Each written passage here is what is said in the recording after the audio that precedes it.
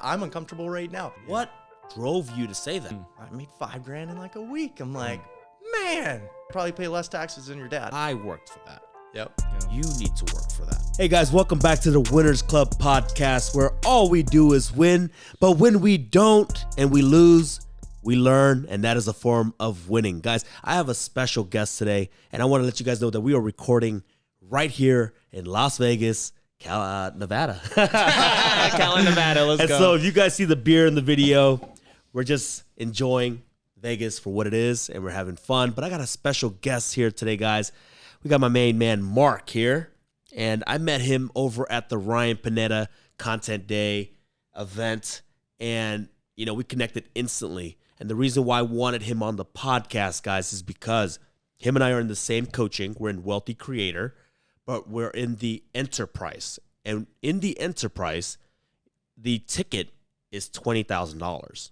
And so if somebody is willing to invest $20,000 in themselves, to creating content, to bettering themselves, I got to get them in the podcast. So, Marc, welcome aboard. Hey, man. Hey, thank you for having me, guys. You guys got a phenomenal setup here. This is super cool. I didn't expect to shoot podcasts in Vegas. Here we are. Here we are. Let's do and, it. Let's go. Oh, I messed up because we're having so much fun. I got my amazing host, PJ, right here. Yo, what's up, guys? How you doing? And if this is the first time of you guys listening, my name is Brian Tran, your host. And if you guys can do us a favor before you guys listen to the rest of this, give us a 5-star review on whatever platform you guys are listening to this to. And if you're not subscribed on YouTube, do us a favor, hit the subscribe button. But let's go into it. Let's go. But before we go into this, man, Brian, what is our mission of our podcast, man? What are we trying to do here? The main thing, guys, is that we want to teach business, life tips, and really just share with you guys some of the mistakes that we've made, some of the things that we're doing right, so that you guys can follow along and not make the same mistakes as us, right? So let's get into it. Marc, introduce yourself. What do you do? Yeah. Give us your story. Yeah, Take the road, man. Take the reign. So, guys, I'm a concrete guy at heart. Like, that's where my business ended up. I had a dad with a small thinker. He basically lived in the world of efficiency and small thinking. Like, How small? Like, Like- I mean, it was me and him, and maybe one or two other guys at tops. So we're in this construction. I'm 6 years old now. I'm dad's right-hand man. Whoa. So trying to figure out kind of my path. You always thought as being the owner's son, you know, you kind of get the perks of being the owner's son. No, opposite. Dad had my ass no matter what. Like, he's always after me. If I'm sitting, he's yelling. And, you know, the guy just knew what efficiency was. He knew, like, I mean, I remember, like, he's making me straighten nails and put them back in the coffee can after you pull them out of the little steak or whatever. You pull the nails. So we're saving nails. Like, this is where we're at in life. And, man, so anyway, like, just growing up with dad, like, I just earned, like, okay, I'm at respect with efficiency, right? And coming from North Dakota, there's not, like, an abundance of opportunities. So you gotta, like, you pretty much gotta be, like, the most efficient operator to make it. And you gotta remember, like, construction is, like, worse than even, like, a restaurant. Like, the survival rate is, like half of a restaurant surviving. Really? But I mean, like, all the contractors I know back home are driving, like, the nicest cars and making the big bucks. Yeah, they are now. Wait till a couple economic conditions affects them.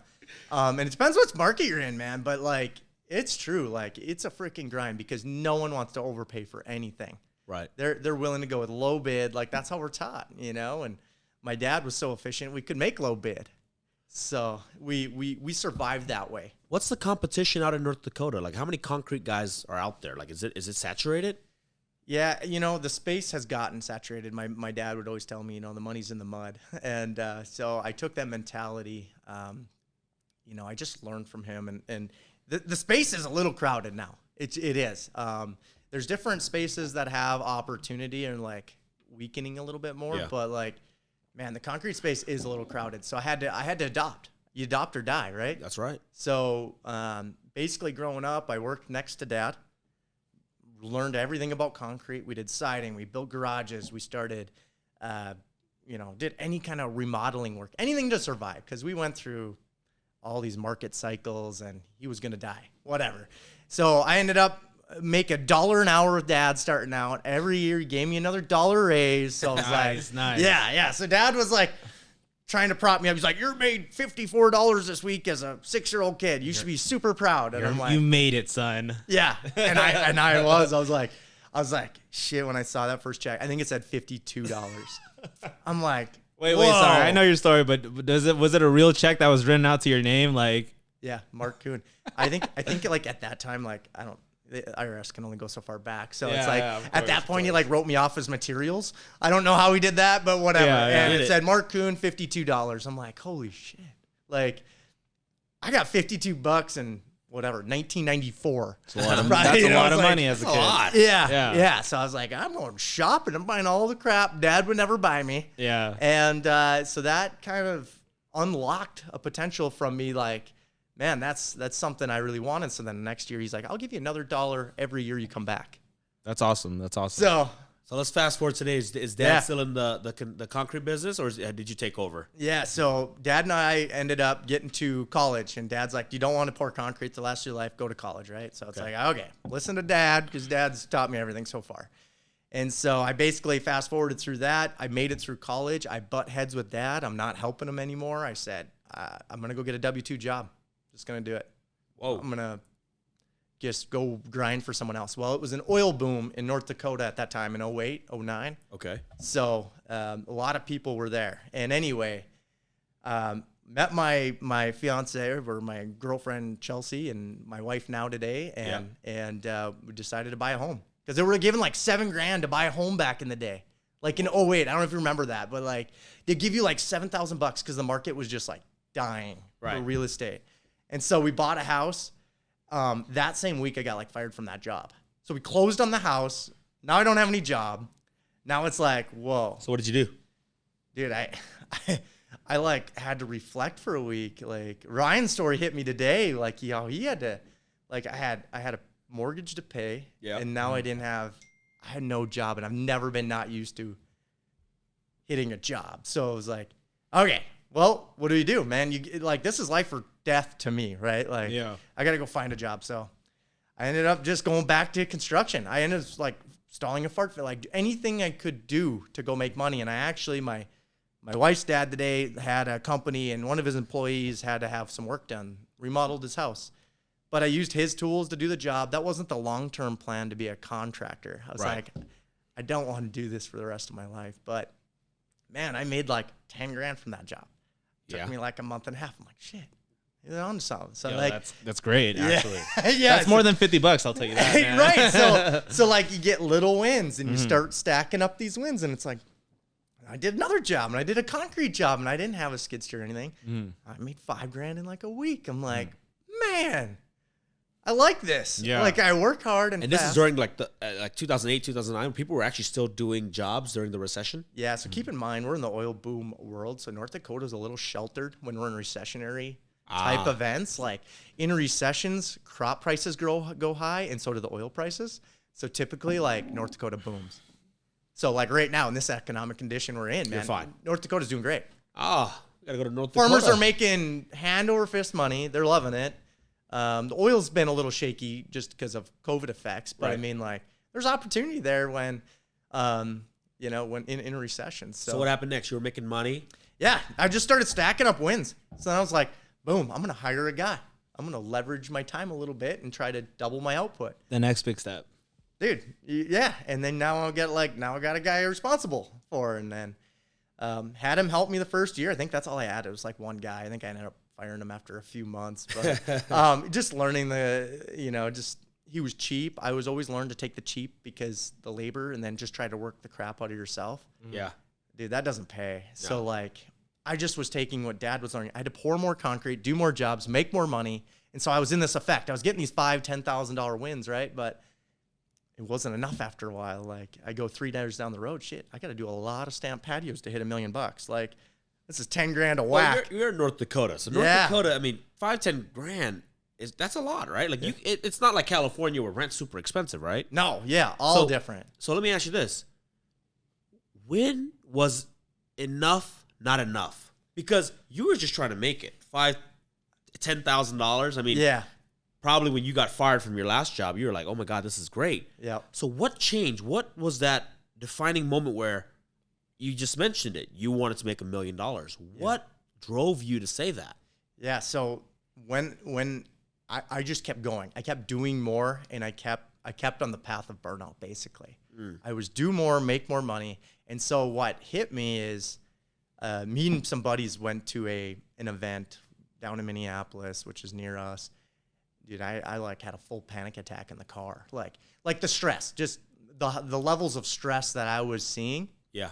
Was like intense. Like it was just like overwhelming because I had to do so much more. I had no systems in place. I had nothing in place. I was just bidding, estimating, marketing, doing jobs. Yeah. And the customer's whole experience. And like, dude, I had panic attacks. I didn't sleep. I had night sweats. Like my marriage was not good. We're trying to have kids. I think we had one kid, and it was like I was not in a good place. Yeah.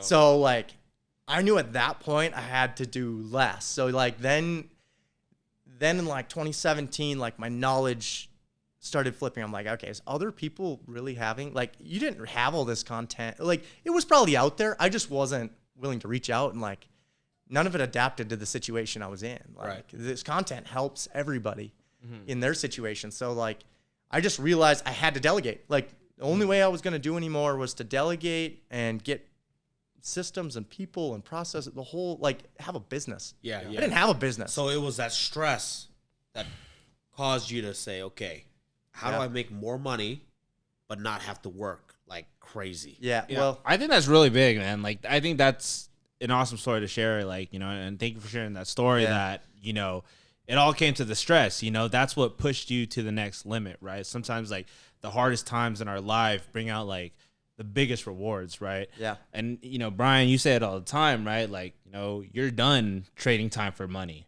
right? Yeah. And I think it's really cool for you to share the story that's like, yo, like, that's the time, guys. Like, for all the listeners out there, that if you're feeling like that, like, hey, like, I'm spreading myself out thin, yo, it's time to delegate. Yeah. It's time to step up to the big boy pants and start hiring some people and doing it right. So, yeah, dude, when you're in the grind, like that 5 years, that's almost anyone in business. Like you're grinding for 5 years just to get like yourself some credibility and like some, like, people can hire you. It's like, yeah, here's the jobs I've done. And so like you have to grind like that in the first 5 years. So where are you now? Let's talk about you now. Yeah. So like that you went through some, everybody has to eat crap at some point. I think the people who eat the biggest crap are usually the ones that are the most successful. Right. Yeah. So but, like, where are you now? We converted this whole company, started systems, processes, everything in place, but we scaled up to 25 million. So like it was a pretty big jump between. And that's all in North Dakota. What city? Yeah, it's Grand Forks. So basically an hour around Grand Forks, about 100,000 population in the surrounding area of that. So Guys, not big. You don't need to be in a big city to make big money. You just heard it here. I've never heard of Grand Fork. I don't know anything about North Dakota, but this man right here just made $25 million gross. Yep. I guarantee you really? guys. Oh my God. I guarantee you guys. That was a big He number, probably, bro. Hey, even in business and even in construction, even if you took 20%, you guys do the math. And I'm not going to go into how much he made. Yeah. This guy's loaded. Yeah. Hey, we can if you want, man. Hey, if you're comfortable with it, go down. Let's be real. Hey, when Vegas. you're scaling, you're reinvesting, right? Like Yeah. this is all about us investing in our knowledge, us willing to invest in Ryan Pineda's enterprise group to hopefully bring us to the next level. There's ceilings, and I can feel the next ceiling coming in where I need to spread further than Grand Forks, North Dakota. I got to spread to the nation, or I got to spread to a bigger area. I need to collaborate with people that are doing bigger and better things too. So, wow. I mean, like, did you see massive growth? Like, did you just jump up, or was it like a slow? Because you've been doing this for so long. yeah. A lot of people think, you overnighted your way to $25 million. Is that true? Or was it like 10, then 12, then 15, then 17 How was that million? process? Yeah. How was that process? Well, everyone wants to hear just like only because they just found you, it's like an overnight success, Right.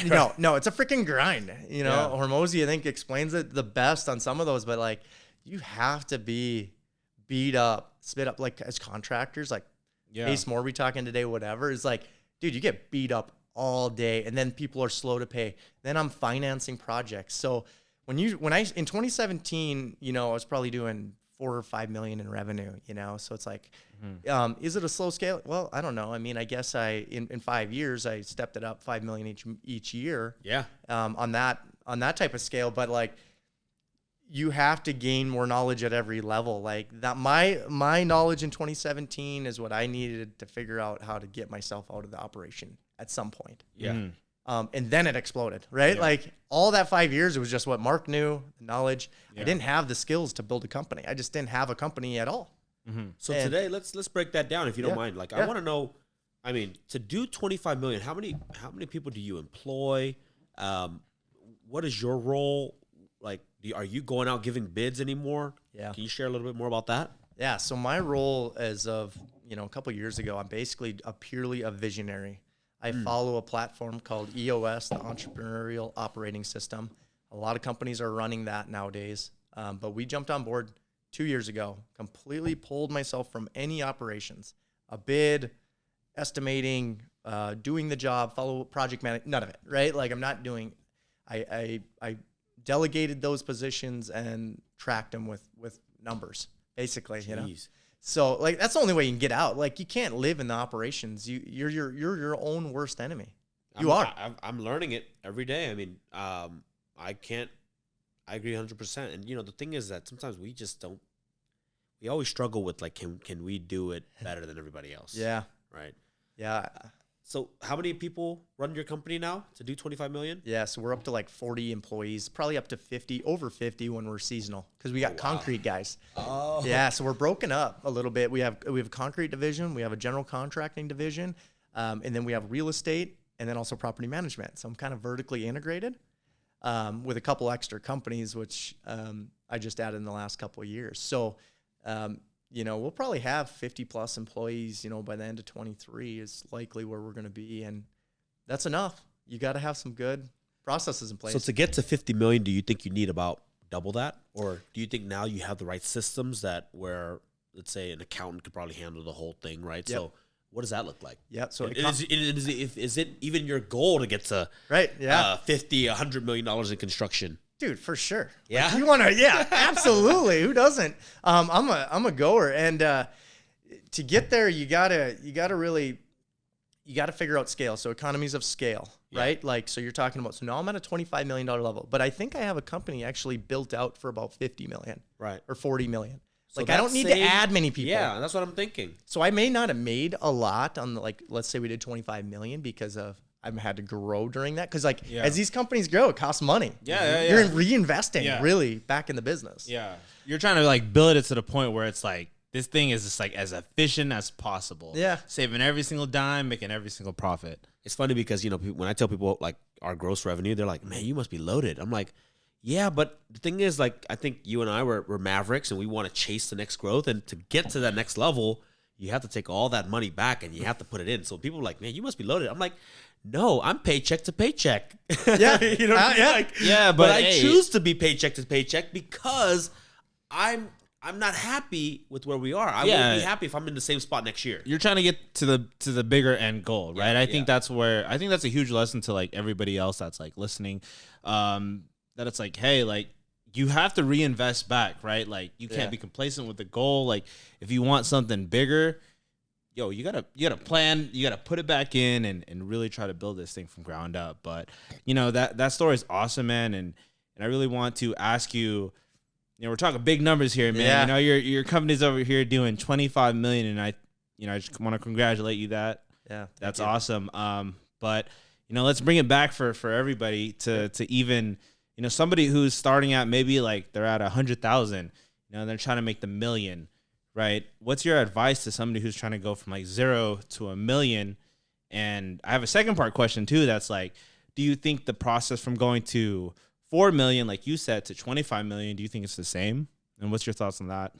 Yeah, man. When you're starting out, like I always get mentors that ask me now, like on LinkedIn, like people DM you all the time. It's like, how did you get from here to there? Well, if you're under $1 million in revenue, typically you don't have any systems in place. You have no leadership team. You can't allow that, right? Like, so I talked about like it took me 5 years of grinding just to get up to enough revenue where I can actually bring in key people. And I always, like, the key for me was I always hired on my weaknesses. I got real intentional with myself on like, what am I weak at? You know, there's a handful of things I'm not good at. I'm a visionary at the end of the day. yeah. Like, I'm not good at a lot of things in Yeah, it's big, operations. We hear that a lot on the podcast. It's like all we talk about. Really? Yeah. That's what he says all the time on the podcast. So. I'm bad at a lot of things. Yeah, dude. I just look cool doing them. You know what I mean? But Well, I'm here. admit it, own it. yeah. Yeah, like, my wife gets so mad at me at home because my paperwork is all over the place. And I'm like, I'm not organized. You knew this. your brain's all over, man. You know this. Yeah. That's what my desk looks like. I'm a Paper closer. everywhere. Yeah. But Yeah. Let's get back to it. Sorry, guys. Well, no, hey, keeping it it's- real. We're in it's- Vegas. It's all true. So like you get Yeah. up to like 4 million, like you asked Yeah. before, it's like 4 to 10. All right, 4 million, you probably got a couple key people. Mm-hmm. You probably are starting to maybe break down divisions in Mm-hmm. like saying marketing, you know, operations, your data, your accounting. You're probably getting key people where it's not all the one, like you wear so many hats. And Yeah, you're like- yeah. when you get them key areas, then you're like, okay, now I need to like start building out systems because Mm-hmm. now I can't do everything, right? Right. Once you can't do everything, it's like, I don't want to do everything. You start figuring that out at 4 million because that's where I was having panic attacks. I'm like, Yeah, Mark's yeah. got to do it all. Yeah. I'm like, dude, this is too much pressure, and like I just melted. Yeah. what does your day look like now? Because you have the people. Yep. You probably have the people going out to go on bids. Yep. You have the people actually doing the work. Yep. You probably have accounts payable. Yep. So what does your day look like now that you're Yep. you know at the 25 million mark? Yeah. So like in EOS, for instance, and I have 3 companies now, and we implement EOS. I attend the leadership meeting. It's an hour and a half long, and basically I attend one of those on each of the companies every week. Mm-hmm. That's my integration in that. So it's 6 hours of my time.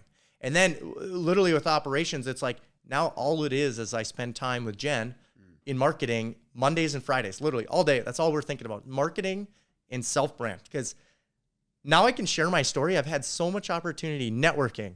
Like Yeah. you like that's where Ryan, like guys like you, it's like you guys understand that like this is so valuable. BJ's over here recording just your self-brand. Yeah. Dude, but you're gonna go way further, you know, than most people will. It's like you gotta spend all your time networking, marketing. I'm not a good networker. Like that is one of my weaknesses. Going out in a big room and then like just shaking everyone's hand. Like I can do that, but It's uncomfortable.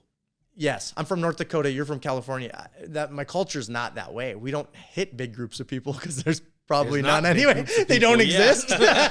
There's not a lot of Let's people just in be general. real. Let's just be honest. Yeah, no worries. That's I want to take it back because Yeah.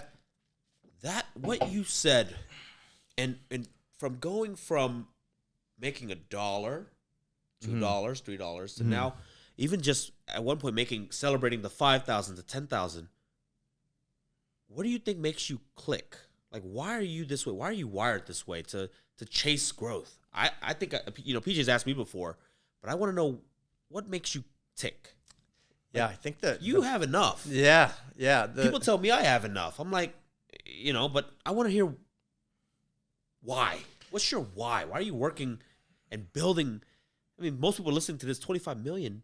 Heck, I'm listening to this 25 million. I'm like, oh yeah, I'll be happy with that. Yeah. But I know that's not true. yeah, Pretty cool. Pretty cool. I want to hear that. Yeah, I think you know what I actually like. I'm really passionate on helping people. So if I can be the best investor, the best contractor, the best real estate developer, and I can help other people, most people get really closed off, and everything's a secret, right? Like what you do is your niche, and it's a secret. I think being a contractor, if I can go out and help 100,000 other contractors at 400,000 or whatever a year, and get them to $1 million or $3 million, like I get a lot of satisfaction from helping people. Man, we gotta get you a course. Yeah, You launch we a gotta do course. yeah. Well, hey, I'm literally I'm like trying to get there. Like, we have some stuff shot. Okay. And so Hey, we're everybody, follow Yeah, my man so you can get the yeah, details on the on the LinkedIn course. and Instagram. Yeah, Marc Kuhn or Marc Kuhn Mac. Everyone calls do me it. Mac. Hey man, I'm gonna put it right here, guys. Yeah. So follow me there. But like, I loved real estate developing. I love owning real estate. I love being an investor. It's allowed me to think less about trying to make income. And I made income. I put my contractor money back into real estate investments now. So your driving factor is helping people, and inevitably, like the only way to help people is to become bigger. Yeah, Right. I think so. Yeah, and I love doing more. I love, like I said, I think at the end of the day, it's like helping people though. Like that's what I want to do. Like I'm passionate about making others elevate themselves. Yeah. What book are you reading? Well, I'm reading this book. Why? Well, this is because I'm weak here and I want to pay attention, or maybe I lost focus and I'm weak here now. So it's like people ask me what books I'm reading. What are you doing? How did you do this? I just love telling them. I'll jump on a podcast and tell them exactly what I did. Yeah. I want to ask you the question too, because I'm very interested to know, aside from like helping people too, because, back then when you were grinding, there's probably not a lot of people asking. So like, what about entrepreneurship? Like for you, like you were driven to, like what enticed you about it? Yeah, you know what? I don't think I knew I was an entrepreneur until I like read the definition. Then I was like, oh shit, that's me. Yeah. And it's kind of like, what's the definition? I don't even. There's so much like taboo with like entrepreneurship. Yeah. Everybody's like, "Are you an entrepreneur?" Yeah. But everybody's an entrepreneur. I thought you just put it on a business card. I could just right now go on my Instagram and change it. And, I'm an entrepreneur, baby. Yeah. Category on Instagram. But what really like what drives you about this entrepreneur space? Like, why do you do it? Like, Yeah, I think I was money hungry as a contractor, but like I always wanted to do more. I wanted to do better. I wanted to be looked up to, because when you first start out, and it could be one of our employees go out on their own, your initial is like, I hope the worst for them. Yeah. You know what I mean? Like, so how much I was in the contractor space and I'm doing different things. I don't follow the herd when I'm creating, like I disrupt. Yeah. And so like my main word is disruption, and that's what I did. Disruptor. So like once they accept you as a disruptor, then you're like in the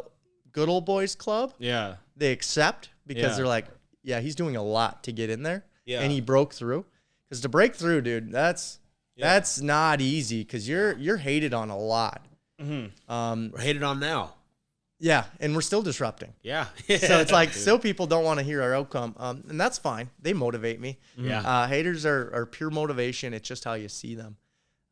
So I don't know. I like having this thing, like I don't want to fail. I won't quit. There's several times I should have quit. Yeah. Like literally, like walk away, go get a job, figure this out, and then come back. Well, I was like, all right, lost $100,000 in this job, whatever. Like, be the bigger, like this. You just wanted to keep going.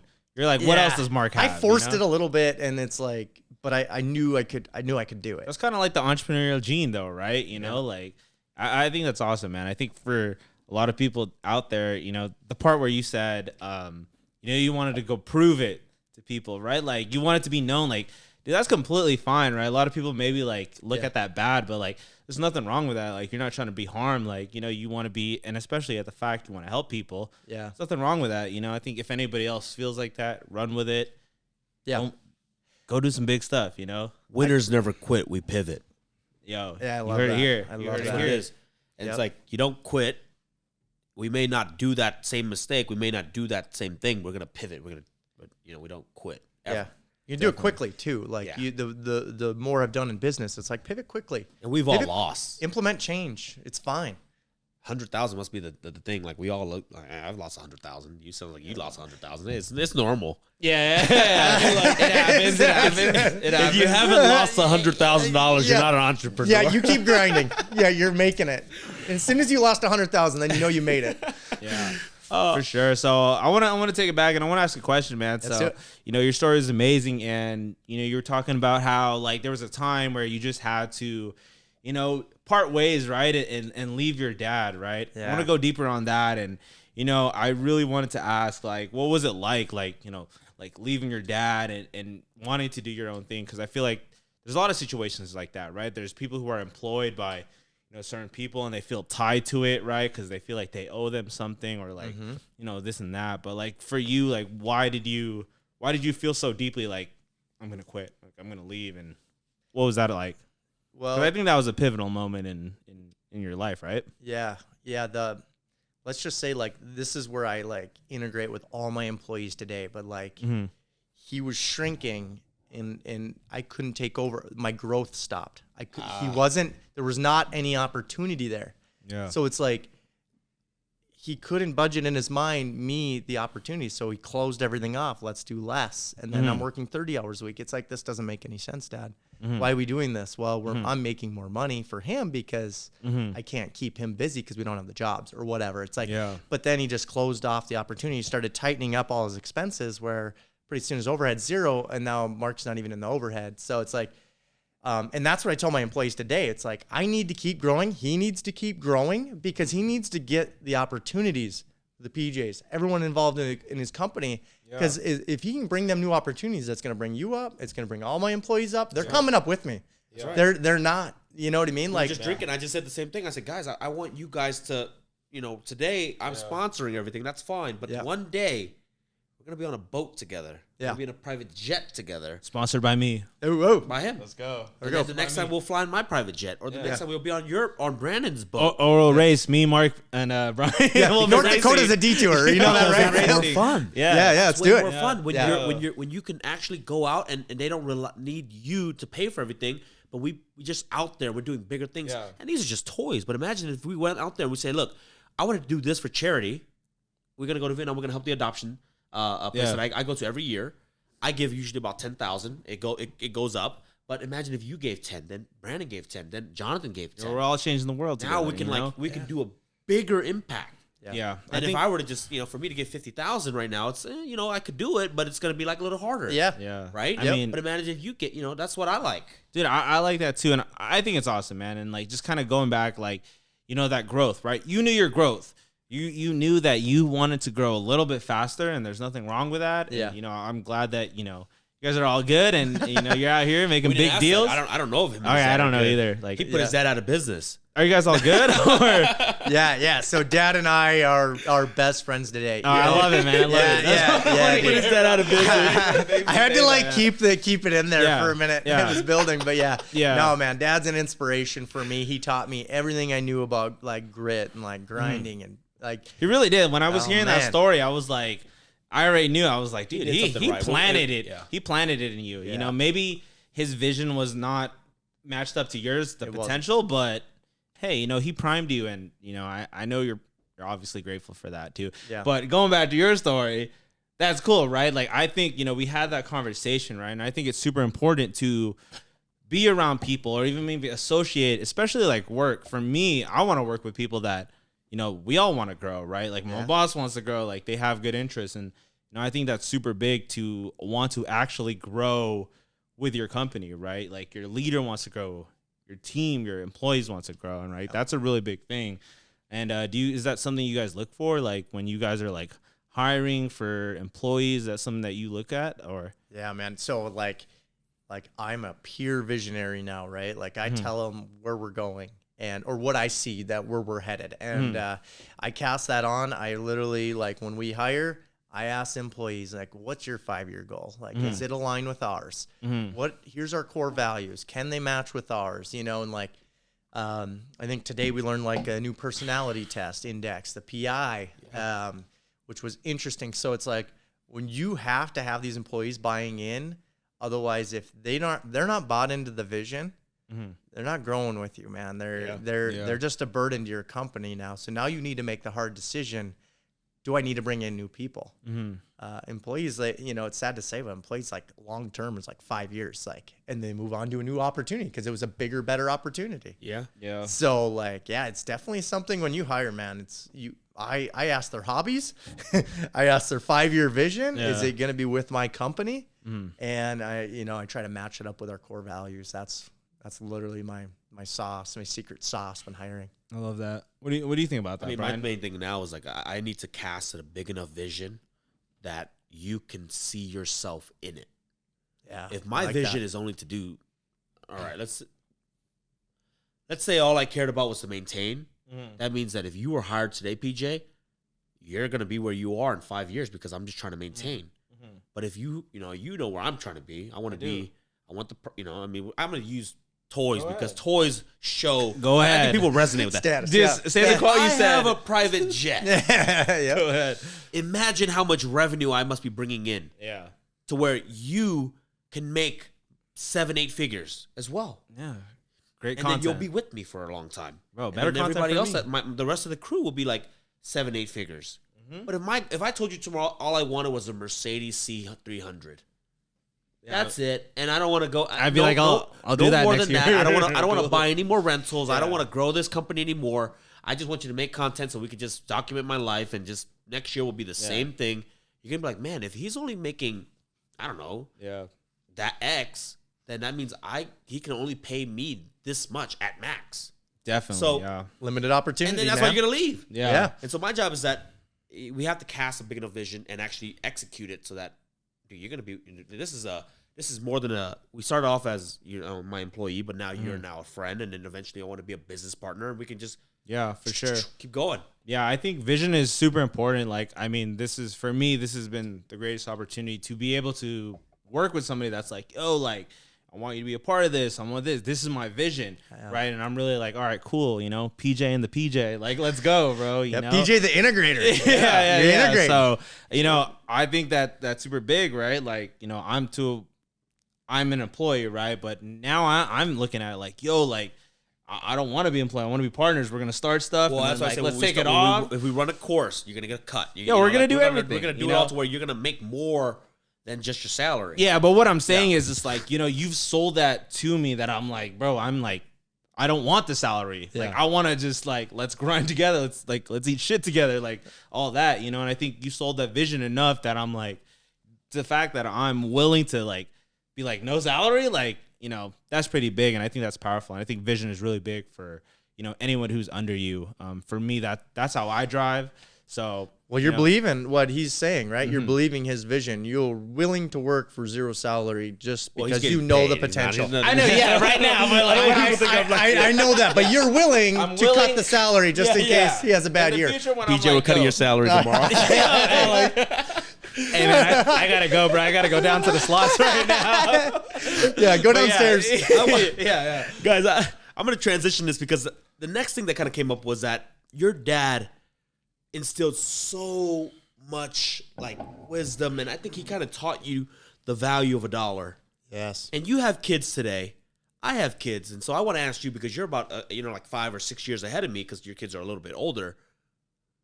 What are you doing today to teach your kid what your dad taught you plus more, like, so that they're not just because you're probably much more well off than your dad was at their age. So how are you teaching them the value of dollar? How are you teaching them to go out there and work for it and not just expect to, I don't know, goof off and go to college on your dime and blow all the stuff and live this crazy lifestyle and do all the drugs? Yeah. So, it is much different. I grew up in a trailer park, like we had nothing growing up. My parents divorced when I was 6. That's why when I started with dad, that's how we bonded.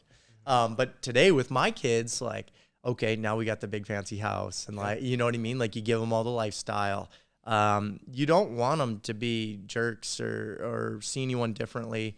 And I don't think my kids do that, but how I want to inspire them to do bigger and better things. I think the greatest thing you can give as a father, or your intention, is for them to be better than yourself, right? Yeah. Like if they go beyond you, I don't know if my dad casted that same vision, and that's why I left him. Yeah. So like for my kids, I'm like, all right, this is what the normal kids are doing. Cause like I stick out like a sore thumb in North Dakota boys. Like, I mean, I just do like, everything I do is unconventional in North Dakota ways.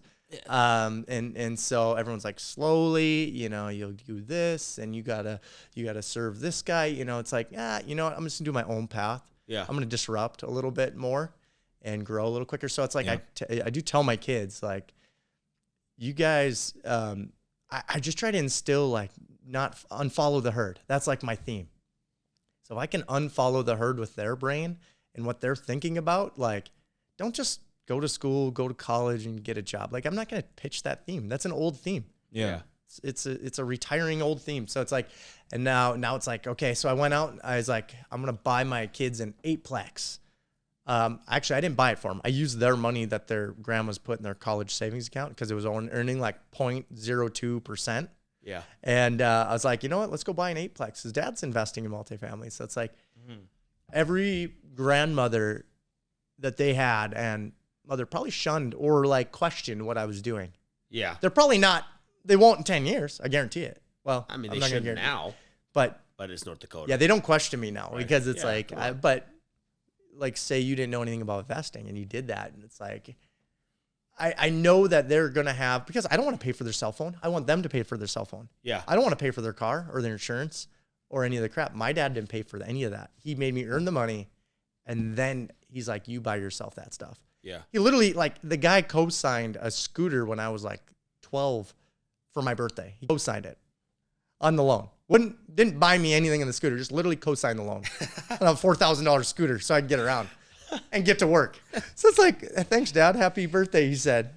Yeah. But my father would have never done this for me, is what he told me. So it's like, for my kids, it's like, I'm going to help them out probably a little more than that to grow them quicker.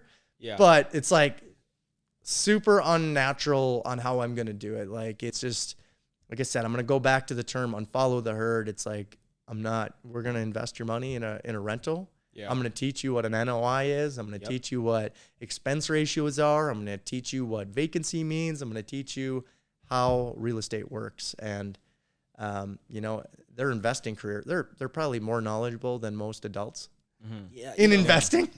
So knowledge is power. I mean, end of the here's day. the thing, right? Like, Wait, how old are your kids before we keep going? Yeah, so I got a 7 and 9-year-old daughter and then a 2-year-old son. Okay. So yeah, Because that's the thing. Because like Brian, your kids are a little bit younger, so like your stories when I hear, I'm just like, oh, okay, like so it's kind of interesting to hear that a little bit of different age. So yeah. But go ahead, Brian. What were you saying?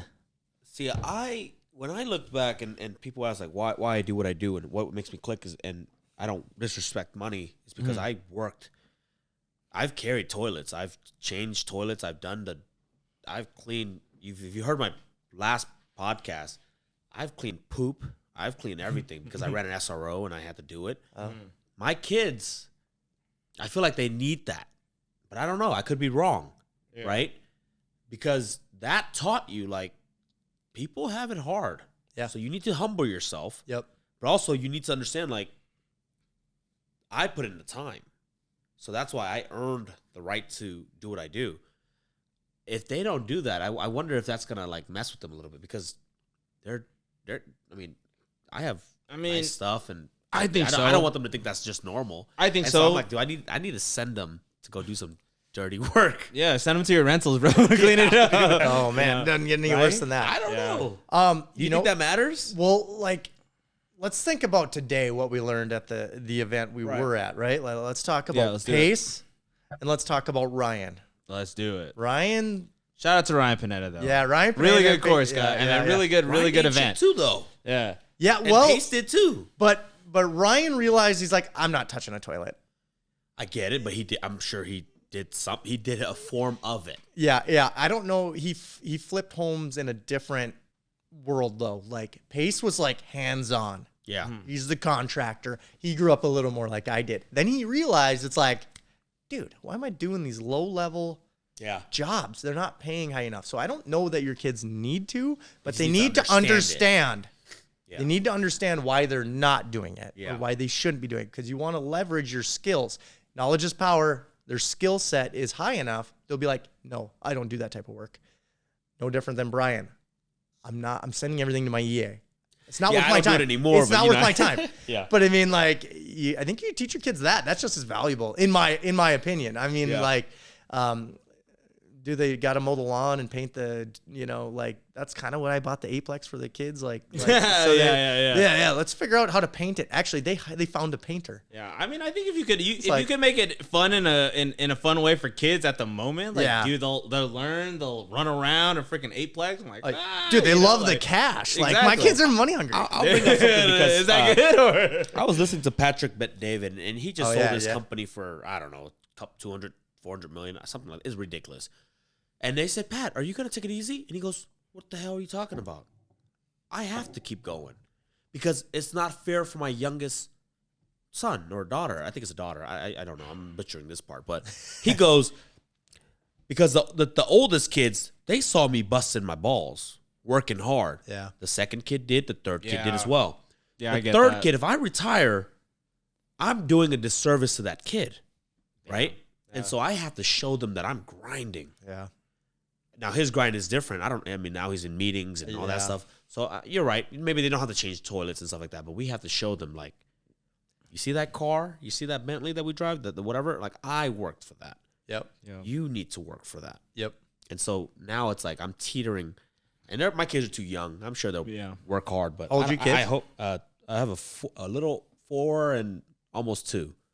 Okay, yeah. So I don't know. You're busy. You're priming them right though, man. Like I think I it's take cool. them to work. I make them sweep the shops and stuff like that. You're on Instagram and you're like talking to them while they're sleeping and like That's giving awesome. them I talk to speeches. them Like in I was general, like, yo, like dude, that's awesome, man. I think that's positive talk is one thing, and then the other thing is like I mean that want sticks them to go around. work, yeah. Like I mean I remember like when I was a young buck, when I was like probably like 15, I was asking my mom like, and I'm Filipino too, so like you guys are gonna understand the story. I was like mom, like should I be a nurse like when I grow up? And she was like, and it was the best advice I've ever heard in my life. And she was like, I don't know, like you should just do what makes you happy. And I was like, all right, cool. Yeah. Sounds good. And I was just like, I didn't go to college. I didn't really finish college at all. Yeah, Like, right. I picked up a camera and I was like, yo, this is fun. And I just kind of ran with it. My mom wasn't really a believer, but once I started like doing it for a living, she was like, okay, I believe you. So I think it's really like, when you tell your kids stuff, like the small stuff, you might not remember it, but they remember, you're obviously at a developed level, you're a grown man. Like you kind of like, but your kids are young, they're developing, they remember that stuff, I'm gonna switch gears real quick. Hold on, before you switch gears, ahead. I wanted to ask a question. All right, so Mark, what I want to ask you too, Brian, because this applies to you, so I want to ask you guys, like, it's a parenting thing. I'm not a parent, so I want to know, like, your kids are 15, 16 now, and they're like, yo, I ain't got no money, Brian, Dad, Mark, but I want these new pair of Jordans. Can you buy it for me? Like, what is like your response? Like, how do you feel about that? I'll let our guests go first. All right, let's get it. Let's get it. Yeah, so my girls want the world and they want it all now. And I usually tell them, so I pay them allowance. Like, it's great actually since I've done it. Like, there's a little sticker chart, and like I haven't washed dishes in like 3 months since the sticker chart, but they earn like $20 a week. And it's like hindsight, it's $20 each, $40. I was like, I don't have to do dishes, laundry. Anyway, it's helping me at home. It's right? honestly one of the most businessy but like smartest thing, like as a parent. People are gonna be like, well, that's not right, but guess what? I was gonna hire a maid anyway, so you're the maid. But at the same time too, they're learning that you have to earn what you want in life, Here's the flip side of that. So like you could be a parent that just says, oh, you know what? I just have to do those chores because of my family, right? Yeah. Like I'm just expected of it. Well, okay. But but your parents pay for everything you have. So instead I just reverse psychologied it, and I'm paying them for the stuff, and then they're buying their own stuff. You know what I mean? I got an extra one. I just thought about that. I'm gonna do this. Look, check this Yeah. out. I will pay them only when they do my laundry and my dishes. It's not That's for it. themselves. Yeah, because it's not for that's it. themselves. Like, hey, if it's your laundry, that's yours. Yeah. Yep. Like, if you want, Yeah. you can pay somebody to do it. Pay your little sister or whatever. You Yeah. know what I mean? But I'm gonna do that. That's a good one. I like that. I like it. Yeah. What would you do, Mark? What would you do? As far as like the Yeah, they're like, hey, I want this. Come on, You know? they have to wash. They should be washing their own clothes but, anyways. Like, they blew it, so I don't Yeah. know. They want it. Like it's coming out like next week. What's yeah, that? so I give them the allowance, like okay, and then they actually fund, like say they make, it's like $17.50 a week, whatever. Okay. I make them put about 30% of it away, so usually they'll hand me a $5, and then I put it in their savings account. Okay. So I like digitally do it on my phone. I show them how I transfer the money in. So they got like $390 in there right now each. So then I say, okay, well you can spend that money. I don't care. Yeah. Like that's just why it's there. They kind of save it. But then they have the disposable money. They go to school and buy candy, whatever. You know, Okay. It's like, Yeah, you do what you want with it. Buy Yeah. crap. I don't care. Yeah. like that. But I mean, like they didn't have it. My wife would probably settle and try to figure out a deal around Dad. But I'm like, we're using $200 and you're paying me back. Yeah. I don't know. Air Jordans are $300. Like, Yeah. minimally? I teach them like that. It's a loan. Yeah. It's not given. Yeah, Yeah. right. Yeah, So it's like- absolutely. Just like if I were to charge a credit card, Yeah. they're basically loaning me the money, but at the next 30-day or whatever statement ends, I have to pay it back. So I'll do that. Get it back. Yeah. Yeah. They got to know the value of something, because now they go to the store like, shit you not. They go into the Claire's or whatever. It's like some junk store, like where you buy lipstick and nails, and it's like, Jesus, $17.99 for this little crappy nail set? Yeah. So, like, I'm buying that. you know it's going to stick with them when they're like 21, 25, you know? Like, yeah, they start understanding values of things. It's like, holy, 200. I had to work a whole week to buy that, right? Yeah. Because you only make $17. And dude, they ask me about everything. They're like, because they're friends at school, like, Dad, you're rich, and everybody knows it because you drive a Tesla and you have a big house and you own apartments. It's fair enough. Yeah. I'm rich, you're not. I'm rich, you're not. Yeah, I said fair enough. Why do you think they think that? Well, they look at the assets, right? Like, and then mostly the liabilities. Apparently, liabilities make you look rich, but it's like, you know, it's the other way around. The toys are fun, and if you can afford them, they're fun. But like, my kids understand like how much everything costs. Well, how much was that Tesla? It was $130,000. You know, it was a lot. And then it's like, how do you figure on spending that much? It's like, well, you know, I try to look at my passive incomes. You know what I mean? I try to like get the psychology down. Yeah. That's like the end goal. Like, figure out the value of money. Everything, anywhere we go, it's like, how much was that, Dad? Yeah. So like, I want them thinking about like that. Most people don't. I mean, most 7 and 9 year olds aren't anyway. Yeah, I think that's awesome. I think that's awesome that, you know, both you guys are teaching your children like these principles, whether like they know it or not, but you're instilling it them. And I think that's awesome. And I also think it's great that, you know, this is the reason why we do what we do, right? Like, you guys are striving to, you know, make big money, make big deals. But like, you know, at the end of the day, you know, when your kids come to you with like, hey, like, can you buy me this?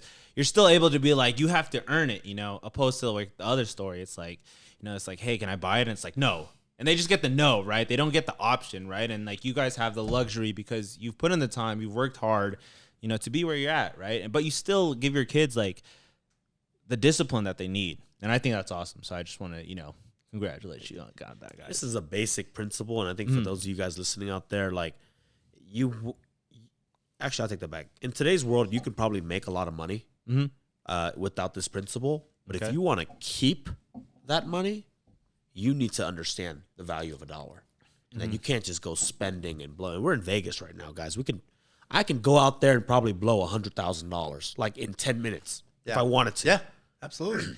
But you bet your ass I'm not, because I understand that's not smart. Yeah. Right? So that's a basic principle. I think if I had a button to like hit, like, you guys need to remember that, like, understand the value of a dollar.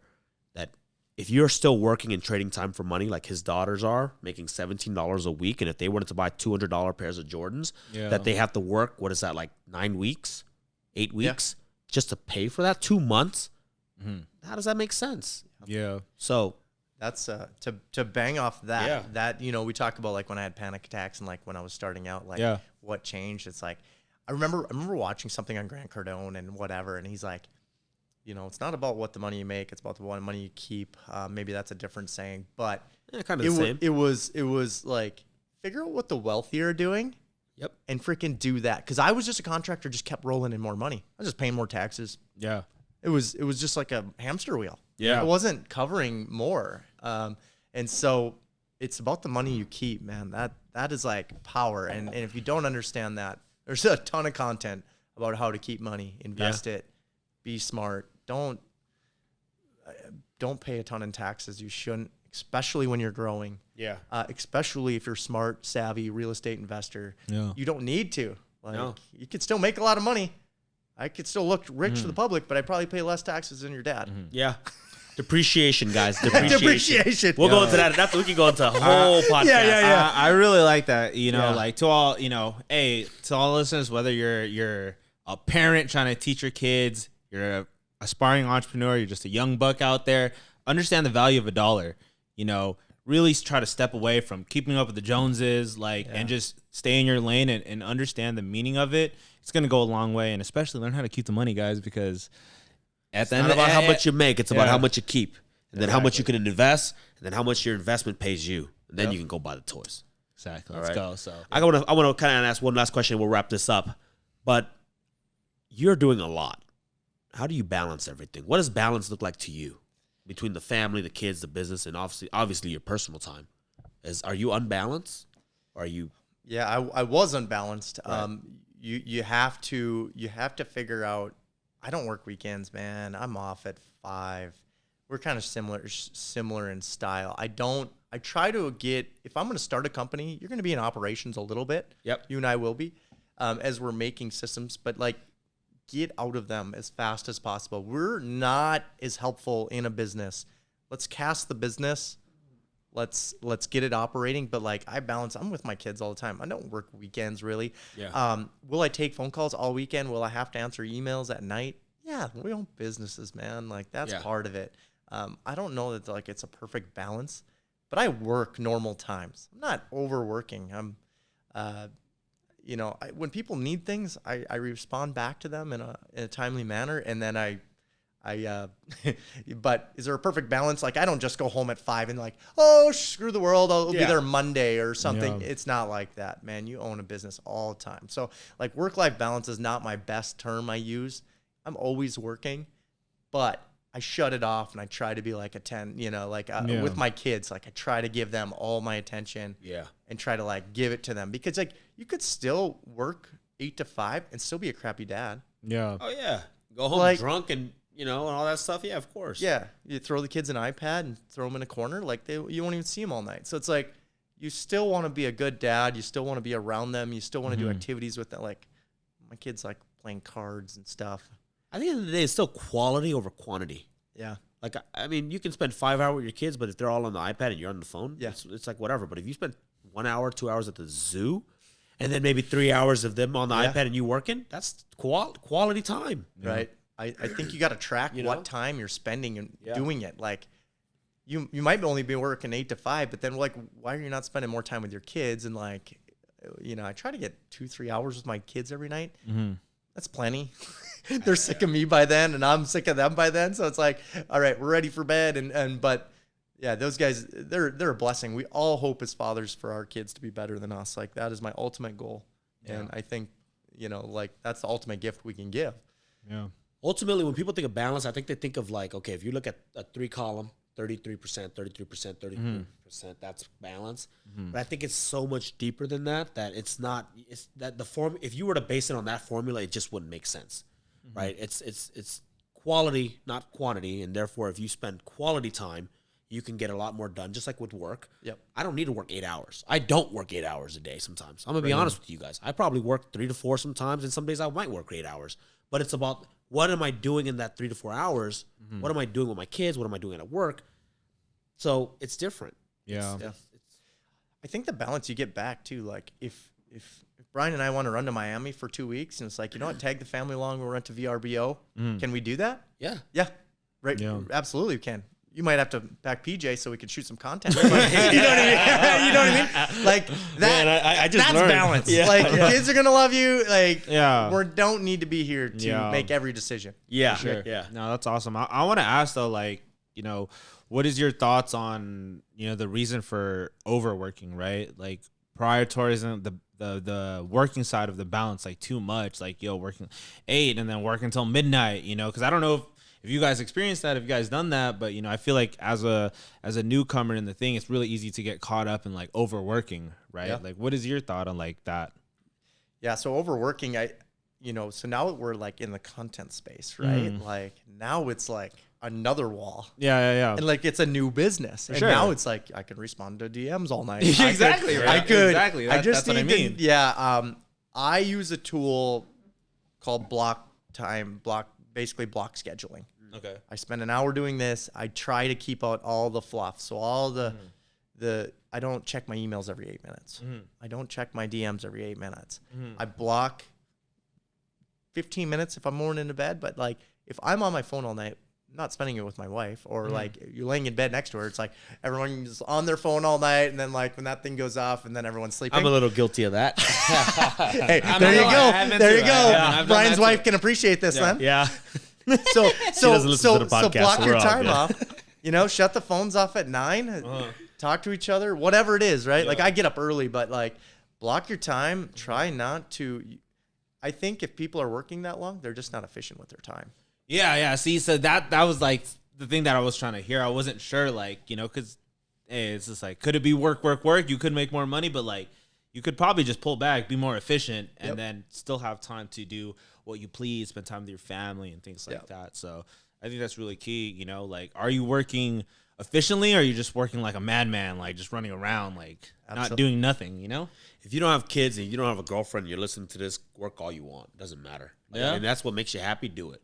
But because that's what I liked. If I didn't have kids, like, I love working. Yeah, so you'd be doing. I could just work all day, all night, and go network and all that stuff. But once you have kids, you chose to have kids. Yeah. Okay. That's your responsibility. Yeah. So now you have to make changes. But again, it's always exceptions to every rule. Yeah. If you're single, you got nothing else to do, you might as well work. I like that. I like to hear that, like, you know, this side and this side too. You know, I'm just giving you guys the exception. Yeah. You know, but I just want to tell you guys, I want to give my piece. You guys choose your path, right? Understand what you want. You know, if you don't want to be the guy working like like 8 to 12 midnight, and you think it's a problem, don't be that guy. You know, be more efficient. Learn something. But if you want to be that guy, be that guy. If that's what makes you happy, be that guy. But you got to know your place, guys. So, Let's ask one last question. What's one piece of advice for the listeners out there that you want to share? Like, you're like, what do you want to scream at the top of the mountain? And we'll end that last piece there. Just to help elevate everybody. To help elevate and share.